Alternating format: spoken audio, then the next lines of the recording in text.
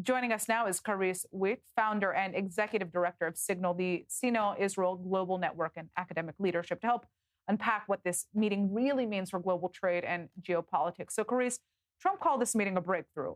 Break down the highlights and how much of this is symbolism versus real policy shift that we're seeing between Washington and Beijing. There's no policy shift on the side of China. I think we can understand that China and Xi Jinping need a break. The domestic economy is very challenging, very problematic, and the international atmosphere is also not in China's favor in many situations. There's a lot of concern within China about Taiwan and the pressure that the leadership is under to take action towards Taiwan. And Xi Jinping just does not need more trouble with the United States. So I think this is very much in his interest, and it's certainly in the interest of Trump that they make some moves towards each other. And I do think that both of them put out the effort in order to lower the temperature. But in reality, the actual changes that will take place are hard to really define because, yes, Trump will clearly cut tariffs. That is numbers, and he will do that. The question is, what is China going to do? China agreed to buy soybeans, 25 million cubic meters of soybeans, according to Besant, but they have made those promises in the past and just did not come through.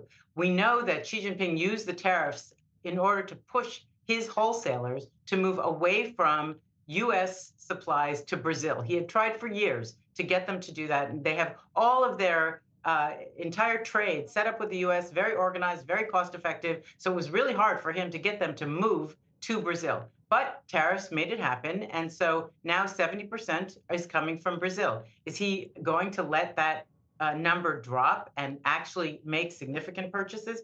Hard to say, hard to believe. When it comes to fentanyl, he promised to help block fentanyl from coming to the United States. Will that actually happen? How will that happen? Very questionable.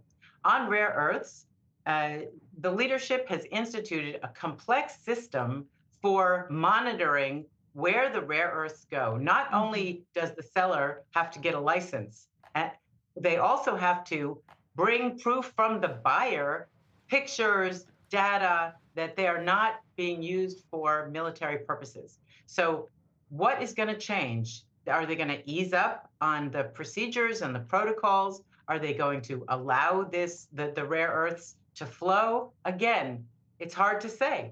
There was an agreement for more rare earths, and they were slow rolling all of the changes. And then we come to Ukraine. Right. China wants to differentiate itself geopolitically and on the global stage from the United States. So working in alignment with the United States goes diametrically against everything it has been trying to do to prove to mainly the global South that it has a different way and it is a very different society and country. And all of those 130 nations, more or less, should align with Xi Jinping. Right. Now he's going to work with the United States and do it U.S. way? Not likely.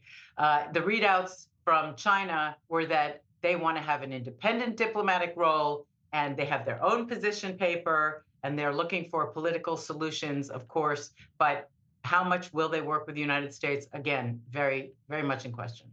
All right, Carice Witte, I'd like to thank you so much for joining us. Very interesting to hear your breakdown. Thank you.